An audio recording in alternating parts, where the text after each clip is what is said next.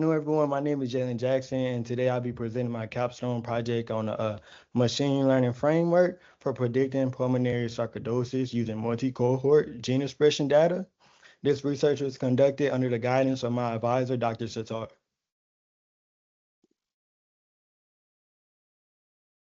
I'll begin by discussing the clinical problem of sarcoidosis and the motivation for this study. Then I'll explain the research gap in previous studies and how multiple datasets were integrated to address those limitations.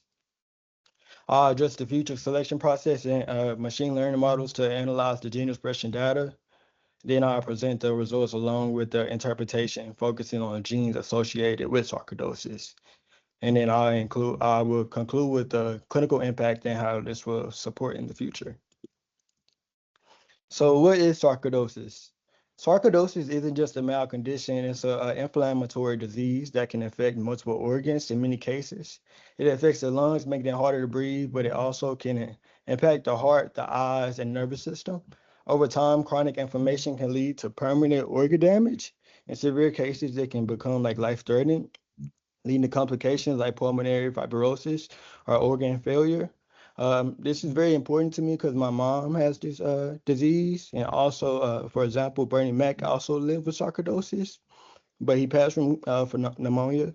But his conditions made him more vulnerable to serve under complications. So basically, the problem with sarcoidosis is that the symptoms are highly variable and often overlap with often other respiratory inflammatory conditions. Because this diagnosis is very complex and typically relies on imaging techniques and biopsy procedures to confirm the presence of gliomas. So it's really no reliable blood-based biomarker that can accurately distinguish sarcoidosis from healthy individuals or other diseases. So it basically creates a gap in clinical practice where early detection and non-invasive monitoring is limited. So because of gene expression reflects underlying biological processes, it provides an opportunity to identify molecular patterns associated with sarcoidosis. So therefore, this project focuses on using machine learning to analyze gene expression data in order to develop a scalable and non-invasive approach to predicting sarcoidosis.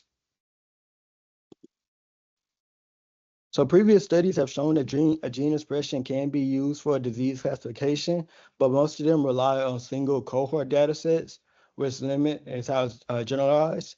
Therefore, it's also limit validation across independent populations and future selection, which is often underutilized in high dimensional data. So this results in models that are harder to interpret, biological, and so this study addresses these gaps by using multi-cohort data and structured future selections. The objective of this project is to develop a supervised machine learning model that can classify sarcoidosis versus healthy controls using transcriptomic gene expression data. Gene expression data reflects underlying biological activity, making it a valuable source for identifying disease-specific molecular patterns. A key component of this work is integrating multiple independent cohorts to ensure that the model captures consistent biological signals rather than patterns to a single data set. This project really focused on evaluating whether the model generalized to unseen data sets, which is essential for potential real-world applications. The data set used in this study consists of 3 independent cohorts obtained from GEO. After pre-processing and merging the final data sets, it contains 398 samples, including 229 controls, which is healthy people, and 169 sarcoidosis cases. Each sample includes expression values for over 16,000 genes that were shared across every data set.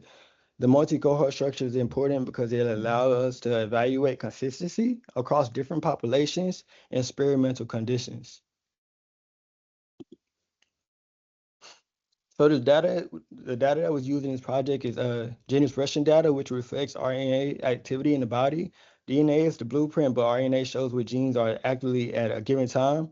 And diseases like sarcoidosis, the immune system is dysregulated, which shows how certain genes are expressed. That means some genes are turned on or off differently compared to healthy individuals. Each data set was used in different platforms like Affymetrix and Illumia, which measures gene expression in slightly different ways. Because of that, the same gene might be labeled differently or have different expression scales. So we have to use map probe IDs to gene samples and align shared genes across data sets. So we pre-processed and normalized, which was important to make the data comparable. Overall, these challenges highlighted why using multiple data sets is important because it forces the model to learn real biological patterns instead of just one data set.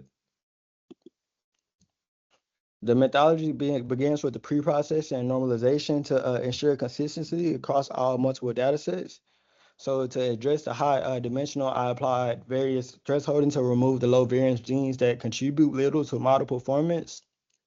I then use select as a statistical method to identify the genes most associated with the disease status. In addition, I use a random forest feature, which was very important to further identify the key genes that contribute to the predictions. These future selection methods are very critical because gene selection is a major component of this study and directly impacts both model performance and the biological interpretability. The data was then standardized and PCA was applied for visualization of underlying structure. Finally, multiple machine learning models were trained and compared to evaluate classification performance. Starting with about 39,000 genes, we reduced it to 16,622 after matching across data sets. Variance threshold then removed additional features, which basically indicated that most genes had sufficient variability. And then select K best reduced the data set to 1,000 genes, which were used for the modeling. This step was crucial because it improved the performance and basically prevented it from future selection, directly improved the model performance. For the validation strategy, instead of a standard train test split, I used a leave one cohort. Each data set is used as a separate test set, which allows us to evaluate how well the model generalized across the independent populations for sarcoidosis, which is very important because it directly addresses the limitation in prior studies that only validate within a single data set. Most importantly, because this is a multi-cohort data set, this validation approach assesses how well the model generalizes across different populations. This directly addresses a key limitation in prior studies, which often lack validation on independent data sets. This figure shows the PCA projection of the merged multi-cohort data sets for the sarcoidosis and the control. PCA reduces the high dimensional gene expression data, allowing us to visualize the patterns in the data, which shows the separations between the sarcoidosis and control samples, which suggests that there basically is an underlying biological signal that models can learn from. At the same time, there is an overlap between the groups, which reflects that the complexity of the disease and explains why the classification is not tribal. This structure is observed across the merged dataset, supporting the idea that the model is learning patterns that can be generalized across cohorts rather than being a specific single dataset. This table shows the performance comparison of all models. Random forests achieved the highest performance with an accuracy of approximately 0.76 and an AUC of 0.85, followed closely by SVM. These results show that the nonlinear models are better suited for capturing the complex relationships in gene expression data. Logistic regression performed moderately well, while KN and I-base show lower performance, likely due to the high dimensional of the data. The use of the future selection contributed to improve the model performance by reducing noise and focusing on most relevant genes. The multi-cohort design improves the model's ability to generalize across different data sets, which directly addresses the major limitations in prior studies. This ROC curve shows the classification performance of the model. This area of the curve, which is approximately 0.83, which indicates the strong ability to distinguish between sarcoidosis and control samples. The curve stays well above the diagonal line, which represents random guessing, showing that the model is learning meaningful patterns around the data. The high true positive rate at relative low positive rates indicates that the model is effective at identifying sarcoidosis cases. with minimizing misclassification, which further supports that the model generalizes well across the combined datasets addressing the limitations of prior single cohort studies. Accuracy alone isn't enough. Precision tells us how many predicted positives were correct. We identified and F1 score balances both. These results show the model performs constantly across multiple evaluation metrics. So the precision was 0.73, the recall was 0.70, and the F1 score was 0.71. This really gives a more detailed view of the performance of the sample level. Out of 398 samples, the model correctly classified most sarcoidosis and control cases, which relative few misclassifications, which show that the model is balanced and not biased towards one class, which is important in data science applications.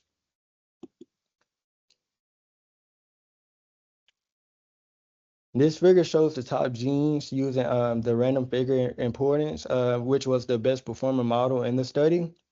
Several of those genes, such as CXL, CF10, and FCG R1A, are associated with the immune and inflammatory responses, which are key mechanisms and sarcoidosis, which is important because it shows the model is not accurate, but also meaningful. It directly addresses the gap in prior studies where gene selection and interpretation were not emphasized. These results show that the random forests achieved the best performance, indicating that the non-linear models are better suited for capturing complex relationships in gene expression data. This model performs consistently across multiple datasets, which demonstrates strong generalization and directly major limitations in prior studies that relied on single cohorts. Future selection also allowed us to identify meaningful genes associated with immune and inflammatory pathways, improving the study that shows which machine learning can not only improve classification performance, but also insights into disease mechanisms and support the development of non-invasive diagnostic approaches. In conclusion, this project developed a machine learning framework using multi-cohort gene expression data to classify sarcoidosis. All models performed very well, especially the random forest, and also identified the biological relevant genes. Most important is where it create a foundation for future research. Moving forward, this model can be validated on additional data sets, expanded with more clinical data, and improved using more advanced methods. Since I do currently work in clinical research, I'm interested in how this type of approach will eventually translate into real-world clinical applications and improve how diseases like sarcoidosis are studied and diagnosed. These are the references and data sets used in a study. And that is it.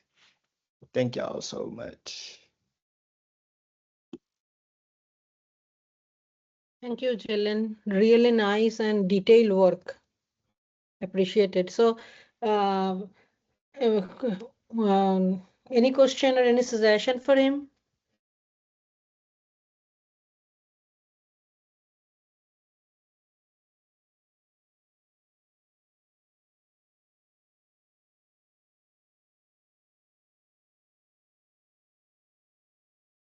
I think the first this gene expression project I have seen in this cohort, and maybe the only one. Very good work. So that I can say.